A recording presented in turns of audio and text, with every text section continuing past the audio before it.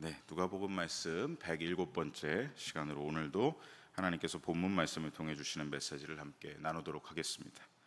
자, 지난 토요일에는 21절 상반절 말씀을 우리가 함께 보면서 예수께서 성령으로 기뻐하시며, 우리 이 말씀을 좀 중점적으로 살펴봤습니다. 예수님은 내주하시는 거룩한 아버지의 영, 성령님으로 말미암아 기뻐하셨던 것이죠. 성령의 임재 속에서 하나님 아버지와 기도로 대화하는 그 기쁨이 차고 넘치셨음을 함께 보았습니다. 성령으로 충만한 기도를 통해서 삼위일체 성부, 성자, 성령께서 하나로 연합하시고 하나로 대화하시는 그 충만한 기쁨의 교제가 이루어졌던 것이죠. 이것은 우리 기독교 신앙에만 있는 기쁨입니다. 다른 종교에서는 살아있는 신이 아니기 때문에 절대로 이 기쁨을 누릴 수가 없죠. 이것은 우리 기독교 신앙에만 있는 본질적인 기쁨, 성령으로 기뻐하시다. 저와 여러분의 삶에도 늘 성령님의 충만한 임재로 말미암아서 살아계신 하나님과의 교통과 교제와 감동과 감격과 기쁨이 넘쳐나는 삶이 되시기를 간절히 소망하고 축복합니다. 이어서 오늘은 성령으로 기뻐하신 예수님이 아버지께 드리는 감사기도, 그리고 제자들을 향한 축복의 선포가 오늘 말씀에 기록되어 있습니다. 그 부분을 함께 살펴보도록 하겠습니다. 21절 말씀을 다시 보시면 중반절에 보면 천지의 주제이신 아버지여 라고 예수님이 하나님을 향해 고백하고 계십니다. 하늘과 땅의 주제이신, 주인이신, 온 세상의 통치자이신 하나님을 먼저 고백하고 선포하고 있죠. 이것은 하나님의 전권적인 위엄을 먼저 선포하신 것입니다. 그리고 바로 이어서 뭐라고 하십니까? 아버지여 라고 말씀하십니다. 여기서 아버지는 헬라어로는, 원어로는 이제 파테르, 그리고 예수님이 원래 쓰셨던 아람어로는 아빠입니다. 이 아람어 아빠라는 표현은 매우 친밀하고 친숙한 부자관계를 이제 고백할 때 썼던 호칭이 바로 아빠입니다. 그러니까 예수님의 지금 고백 속에는 하나님은 어떤 분이냐? 천지의 주인, 온 세상 만물의 주인이실 뿐만 아니라 너무나 나와 친밀하신 아빠다라고 고백하고 계신 것이죠. 온 세상 만물의 주관자이신 하나님이 나의 아빠가 되신다는 고백입니다. 여러분, 이 관계는요, 예수님뿐만 아니라 예수님을 믿는 저와 여러분에게도 이루신 관계인 줄로 믿습니다. 예수님의 복음으로 우리에게 주신 구원은 어떤 구원입니까? 우리로 하나님과 다시 관계를 이어주시는, 저 십자가로 하나님 아버지와 우리의 관계를 다시 이어주셔서 우리가 하나님을 향하여 아빠, 아버지라고 고백할 수 있도록 우리에게 그런 구원을 베풀어 주신 것이죠. 우리의 죄로, 우리의 범죄로 인해 끊어졌던 하나님과의 관계를 다시 이어주신 분이 바로 예수님이십니다. 그래서 천지의 주제이신, 위엄이 있는 하나님은 동시에 우리에게 친밀한 아빠, 아버지가 되시는 것입니다. 저와 여러분에게 주신 하나님을, 천지의 주제이신 하나님을, 감히 그 하나님을 우리가 아빠, 아버지라고 고백할 수 있는 이 놀라운 특권, 이 친밀한 관계 속에서 늘 아버지 하나님을 언제나 날마다 누리는 신앙생활이 되시기를 간절히 소망하고 축복합니다. 이어서 21절 중반절을 다시 보시면 예수님은 감사의 기도를 고백하고 계십니다. 이것을 지혜롭고 슬기 있는 자들에게는 숨기시고 어린아이들에게는 나타내심을 감사하나이다 고백하고 계시죠. 자, 먼저 이것을 이라고 하시는데, 예수님이 말씀하시는 이것이 무엇이냐면 바로 앞전에 있었던 모든 역사들, 하나님 나라 복음이 선포되는 곳마다 하나님의 놀라운 통치의 역사가 일어났던 것들, 그것을 말씀하고 계신 것입니다. 제자들이 전도 여행을 가서 예수님 이름만 붙잡고 예수님 이름만 선포했을 때 무슨 역사가 일어났습니까? 귀신들이 항복하고 떠나가는 역사가 있었죠. 여러분, 이 모든 것은 바로 하나님 나라의 복음이 선포되는 현장에서 일어나는 역사인 것입니다. 못 보던 자들이 보게 되고 저는 자들이 걷게 되고, 복음이 선포되는 곳마다 슬픔과 좌절과 낭만과 어둠이 있던 곳에 빛이 임하니까 모든 어둠의 것들이 사라지고 하나님이 주시는 의와 기쁨과 평강과 사랑과 이 모든 빛의 속성들이 살아나게 되는 것이죠. 바로 예수님은 이것을, 여기에 이 모든 것을 함축하고 계신 것입니다. 복음이 전파되는 곳에, 예수님의 이름이 선포되는 곳에 어둠의 주관자 사탄의 세력은 이제 패배하고 거룩한 빛의 하나님의 영광만이 가득해지는 것을 말씀하시는 것이죠. 이 하나님 나라 복음의 힘을 하나님께서 어떻게 하셨다고 합니까? 지혜롭고 슬기 있는 자들에게는 숨기시고 어린아이들에게는 나타내셨다라고 말씀하십니다. 여기서 지혜롭고 슬기 있는 자들은 누구를 지칭하는 것이냐면 유대의 당시에 유대 정치와 종교를 완전히 꽉 쥐고 있었던 이 종교 지도자들을 말하는 것이죠. 대제사장, 바리새인, 율법학자들. 지혜롭고 슬기 있는 자들은 무슨 말이냐면 하나님의 말씀은 듣지 않으면서 자신의 지혜와 자신의 슬기와 자신의 의와 자기를 드러내는 자랑으로 가득한 사람들을 말하는 것입니다. 그러니까 완고하고 교만한, 그래서 하나님의 말씀이 선포되고 예수님이, 이 땅에 오신 하나님이 복음을 선포해도 전혀 듣지 않는 사람들, 그들에게는 뭐라고 말씀하십니까? 하나님 나라 복음의 이 힘을 숨기셨다. 그런데 어린아이들, 여기서 이 어린아이들은 아무것도 가진 것이 없는 빈손의 사람들을 말합니다. 그래서 자기가 가진 게 아무것도 없기 때문에 어떻게 하죠? 하나님의 손만 붙잡을 수밖에 없는 사람들, 하나님만 의지할 수밖에 없는 사람들.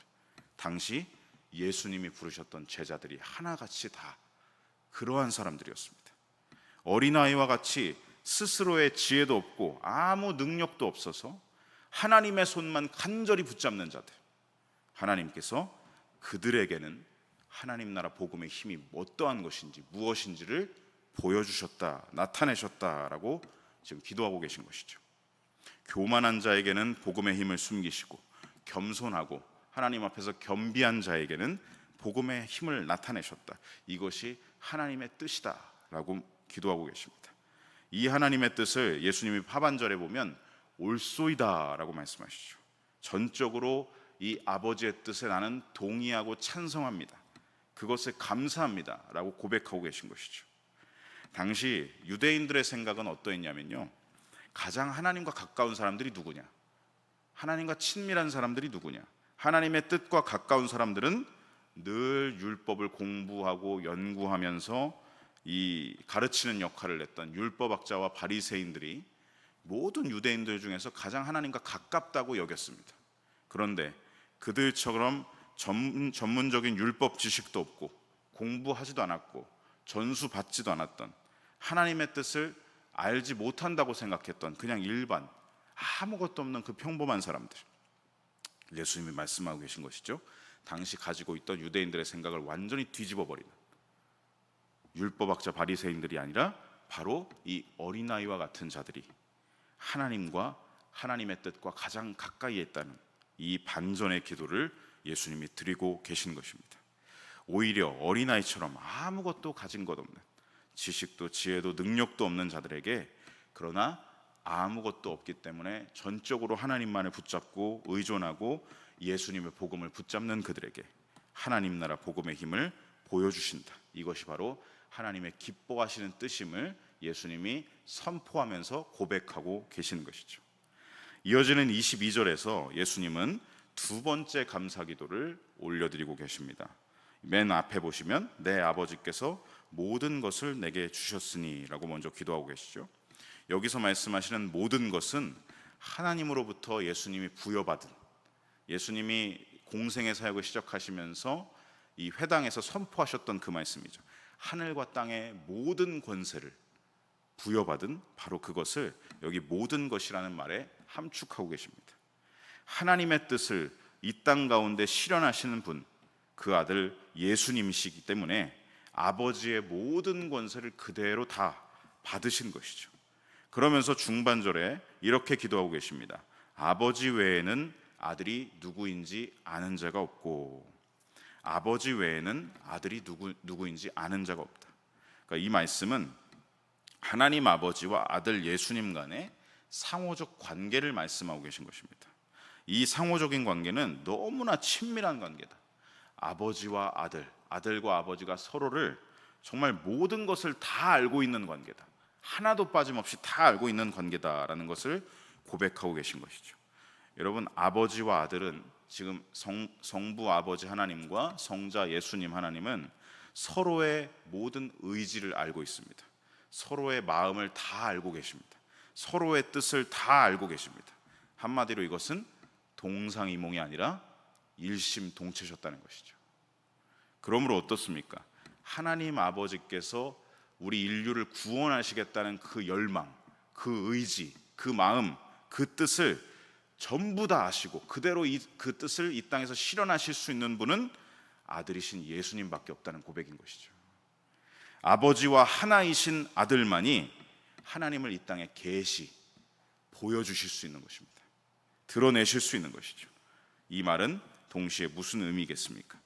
우리는 오직 예수님을 통해서만 하나님을 알고 하나님을 볼 수 있다는 것입니다. 여러분, 하나님이 눈에 보이지 않으십니까? 그러면 복음서에 기록된 예수님을 보시면 됩니다. 예수님의 모습이 곧 하나님의 모습입니다. 예수님을 보는 것이 곧 하나님을 보는 것입니다. 모든 사람은 오직 예수님을 통해서 하나님을 알고 하나님을 만날 수 있습니다. 예수님만이 하나님을 아는 지식을 이 땅의 모든 사람들에게 주실 수 있는 유일한 아들이시기 때문이죠. 그래서 예수님이 이러한 뜻을 직접적으로 말씀하신 부분이 바로 요한복음 14장 6절, 우리가 너무나 잘 아는 말씀입니다. 함께 합독해 보겠습니다. 예수님께서 이르시되 나로 말미암지 않고는 아버지께로 올 자가 없느니라. 하나님 아버지를 우리 인류가 알고 만날 수 있는 길과 진리와 생명은 오직 아들이신 예수님 뿐이라는 것이죠. 우리는 그러므로 오직 예수님만 붙잡아야 합니다. 날이 갈수록, 마지막 때가 될수록, 제가 지난번 청소년부 수련회 금요 심야 예배 때도 전달을 해드렸지만, 마지막 때가 될수록 사탄은 뭘 하려고 하냐면 믿는 자들의 마음 안에서 예수님을 빼내가려고 합니다. 진리를 사라지게 만들려고 합니다. 온갖 괴계를 써서, 전략을 써서 우리 마음에서 예수님을 빼내려고 하는 것이죠. 예수님이 사라지면 하나님을 아는 지식이 없어집니다. 하나님을 점점 멀리하게 되는 것이죠. 사탄은 어떤 전략을 펼칩니까? 온갖 유혹을 써서 우리를 홀리려고 하든지, 아니면 고난과 시련을 통해서 우리 마음을 강팍하고 괴롭게 만들든지, 욥과 같은 경우죠. 아니면 더 풍요롭게 만들어가서 사람을 교만하게 만들고 우리 마음을 안주하게 만들고 죄로부터 무뎌지게 해서 점점 스스로 하나님을 떠나버리게, 나의 만족과 유익을 위해서만 살아가게끔 우리 믿는 자들을 그렇게 만들어 간다는 것이죠. 마지막 때가 될수록 진리의 선포는 점점점 흐릿해질 것이고, 점점 어떻게 하느냐, 사탄이 부리는 이 미혹과 전략과 공격은 더 거세질 것입니다. 여러분, 이러한 온갖 사탄의 괴계와 전략 속에서 우리는 어떻게 되느냐, 방금 봤던 그 요한복음 14장 6절의 말씀, 길이요 진리요 생명이신 예수님을 우리 마음에서 빼내려고 하는 그 사탄의 괴계를 늘 알아차리고 하나님께 날마다 더 가까이 나아가며 예수님을 계속해서 붙잡아야 할 줄로 믿습니다. 어떤 상황 속에서도, 어떤 공격 속에서도 예수님을 믿는 믿음에서 떠나시지 않기를 간절히 소망하고 축복합니다. 여러분, 예수님이 아니면 우리는 하나님께 나아갈 수 없고, 예수님이 아니면 하나님 나라에 들어갈 수도 없습니다. 그래서 예수님은 22절 하반절에 아들의 소원대로 계시를 받는 자 외에는 아버지가 누구인지 아는 자가 없나이다 라고 고백합니다. 아들의 소원대로 계시를 받는 자, 제자들을 말씀하시는 것이고, 제자들을 통해 선포된 복음이 계속 흘러서 예수님을 믿고 영접하게 된 모든 그리스도인들, 이들을 말하는 것이죠. 저와 여러분도 포함하는 것입니다. 예수님의 소원대로 계시를 받는 자, 저와 여러분 외에는 아버지가 누구인지 아는 자가 없다. 오직 예수님을 통해서 하나님을 보게 된 그 계시를 받은 제자들이, 저와 여러분이 얼마나 복된 사람들인지를 알게 하시는 그러한 고백인 것입니다. 이렇게 아버지께 감사 기도를 드리신 예수님은 이어서 어떻게 하시느냐, 눈을 돌리셔서 제자들을 향하시고 그들에게 축복을 선포하십니다. 우리 너무나 잘 아는 너희는 복이 있다. 마카리오스, 예수님이 복을 선포하고 계시죠. 우리 23절과 24절 말씀 같이 읽어보겠습니다. 제자들을 돌아보시며 조용히 이르시되 너희가 보는 것을 보는 눈은 복이 있도다. 내가 너희에게 말하노니 많은 선지자와 임금이 너희가 보는 바를 보고자 하였으되 보지 못하였으며 너희가 듣는 바를 듣고자 하였으되 듣지 못하였느니라. 아멘. 먼저 23절 보시면 제자들이 받은 엄청난 축복이 무엇입니까? 하나님 나라 복음의 역사를 직접 실제 자신들의 두 눈으로 보고 두 귀로 듣고 삶으로 체험을 했다는 것이죠. 이 엄청난 축복을 제자들이 받았다. 너희는 복이 있다 선포하신 것입니다. 이 땅에 하나님의 통치가 실현되는 장면들, 그 모습들을 계속해서 봤고, 이 땅에 오신 예수님, 이 땅에 오신 하나님 곧 예수님을 두 눈으로 직접 봤다는 이 엄청난 축복을 제자들이 받았다라고 하시는 것이죠. 그러시면서 24절에 부연 설명을 이어가십니다. 과거 구약 시대에는 많은 선지자들과 왕들이 있었습니다. 우리가 구약 성경을 읽어보면 다 알고 있는 인물들이 있죠. 그런데 지금 너희 곧 제자들이 보는 하나님 나라의 역사와 이 땅에 오신 하나님 예수님을 보고자 하였으되, 그 선지자들과 임금들이 하나님 나라의 역사를 보고자 하였으되 그들은 보지 못했다. 너희가 듣는 바를 그들도 듣고 싶어서 갈망했지만 그들은 듣지 못했다. 과연 예수님의 이 말씀대로 어떠했습니까? 구약의 수많은 선지자들을 한번 생각해 보십시오. 모세, 이사야, 예레미야, 에스겔, 다니엘, 아모스, 하박국, 학개, 스가랴, 말라기, 정말 위대해 보이는 그들도 하나님 나라의 통치가 이 땅 가운데 실현되는 역사를 보지 못했습니다. 예수님의 오신다, 예수님이 이 땅에 오신다, 하나님의 아들 메시아가 오신다 라는 예언은 계속해서 선포했지만 예언만 했을 뿐 실현되는 것을 보지 못하고 그들은 그렇게 소천했죠. 하나님 마음에 합한 왕들 다윗과 솔로몬 어떻습니까? 그들도 정말 하나님을 사랑했습니다. 둘째가라면 서러울 정도로 하나님을 사모했던 사람들이, 이 왕들이 다윗과 솔로몬입니다. 그런데 그들조차도 이 땅에 오신 하나님인 예수님을 보지 못했습니다. 구약 시대의 선지자들과 왕들은 결코 이 하나님 나라의 역사를, 예수님을 보지도 못했고 듣지도 못했다. 이 축복을 받지 못했고 경험하지 못했다. 그런데 이 엄청난 축복을 지금 누가 두 눈으로 보고 두 귀로 듣고 경험하고 있는 것이냐? 그 어린아이와 같았던, 세상 사람들이 봤을 때 루저라고 손가락질했던 그 예수님의 제자들이 이 엄청난 축복을 보고 듣고 누리고 있는 것이죠. 그리고 여러분, 그들뿐만이 아니라 제자들이 전해준 복음을 듣고 예수님을 영접한 기독교 2000년 역사 속 수많은 그리스도인들도, 수많은 성도들도, 그리고 오늘날 저와 여러분도 예수님을 통해 하나님 아버지를 알고 있지 않습니까? 우리가 예배를 드린다는 게 무엇입니까? 하나님 아버지를 만나는 것입니다. 하나님 아버지를 경험하는 것입니다. 근데 이 모든 길을 열어주신 분이 예수님이시죠. 이 엄청난 축복을 저와 여러분이 누리고 있다는 것이죠. 근데 우리는 이것을 망각해서는 안 됩니다. 예배를 자꾸 습관적으로 드리고 그런 게 아니라 나올 때마다 예수님, 아버지를 만날 수 있는 이 길을 열어주셔서 감사합니다. 이 감격과 기쁨과 이 축복을 내가 누리고 있다는 것을 우리는 늘 인식하면서 감사의 예배로 나와야 한다는 것이죠. 사랑하는 성도 여러분, 예수 그리스도를 믿음으로 하나님을 만난 저와 여러분은 세상이 결코 알 수도 없고 세상이 결코 줄 수도 없는 참된 복을 받은 사람들인 줄로 믿습니다. 십자가에서 죽으시고 다시 살아나신 예수님을 알고, 또한 그분이 영원한 승리자로 이제 곧 다시 오실 것을 믿음으로 기다리고 있는 성도는 지금 놀라운 축복을 누리고 있는 줄로 믿습니다. 그러므로 여러분, 더욱 기뻐하십시오. 더욱 감사하십시오. 우리는 자꾸 상황이 주는 기쁨, 상황이 참 좋게 풀리고 내게 일어나고 있는 모든 상황들이 형통해져야 감사와 기쁨을 고백할 때가 많은데요, 여러분, 그것보다 제가 계속해서 말씀드리는 신앙의 본질적인 기쁨으로 기뻐해야 합니다. 신앙의 본질적인 감사로 감사해야 합니다. 날마다 우리가 예수님을 통해 하나님을 알게 된 이 놀라운 기쁨과 감격으로 더욱더 기뻐하시고 감사의 인생을 살아가는 저와 여러분 되어야 할 줄로 믿습니다. 자, 이제 오늘 주신 말씀을 맺으면서 저와 여러분에게 주시는 메시지로 함께 적용해 보겠습니다. 먼저 오늘 말씀을 정리합니다. 오늘 본문에서 예수님의 기쁨과 감사기도 그리고 축복을 선포하시는 모습을 함께 살펴봤습니다. 그래서 이 모습을 통해 우리는 어떻게 해야 되냐? 이 모습을 거울로 삼아서 나를 봐야 합니다.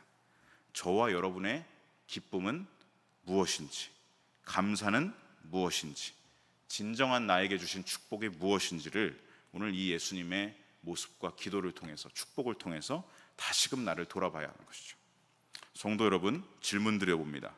지금 내 삶에 가장 큰 기쁨은 무엇이 되고 계십니까? 지금 내 삶에 무엇이 가장 감사가 되십니까? 지금 내 삶에 무엇이 가장 큰 축복이라고 생각하십니까? 여러분, 오늘 말씀을 통해 우리는 깨닫게 됩니다. 그 무엇보다 예수님을 통해 얻은 구원의 삶을 기뻐하시기 바랍니다. 그 무엇보다 하나님을 나의 천지의 주제이신 저 전능하신 하나님을 나의 아빠 아버지로 고백하며 오늘도 예수님 때문에 하나님과 교제할 수 있는 이 친밀한 삶을 주신 것을 더욱 감사하시기 바랍니다. 그리고 그 무엇보다 주 예수님과 동행하니 그 어디나 하나님 나라가 되게 하신 이 놀라운 엄청난 복을 우리에게 주신 최고의 축복으로 누리시며 여기시며 살아가시기를 간절히 소망하고 축복합니다. 여러분, 이 기쁨을 가지고 이 감사를 가지고 이 축복을 누리고 있는 사람들은요, 어떤 상황이 와도 흔들리지 않습니다. 사탄의 괴계를 금방이라도 알아차립니다. 아, 내 안에서 예수님을 빼내려고 하는구나. 아버지와 교제하는 기쁨을, 성령이 주신 축복을 내게서 빼앗아 가려고 하는구나. 상황에 요동하지 않고 흔들리지 않고 어떤 풍랑이 몰려와도 내 인생의 배에 지금 누가 함께 타고 계시느냐? 예수님이 함께 타고 계신다. 제자들이 막 놀라 자빠질 정도로 풍랑이 일었을 때 예수님이 그 배에 오르시자 어떻게 됩니까? 모든 것들이 잠잠해집니다. 어떤 풍랑을 만나도 내 인생의 배에 지금 예수님이 함께 타고 계신다. 이 기쁨과 감사와 축복을 누리면서 간절히 바라기는 오늘도 내일도 언제나 이 주님과 함께 하시는 이 영생의 복을 그 누구에게도 그 무엇에게도 빼앗기지 않고 누리며 사시는 저와 여러분의 삶이 되시기를 간절히 소망하고 축복합니다. 아멘.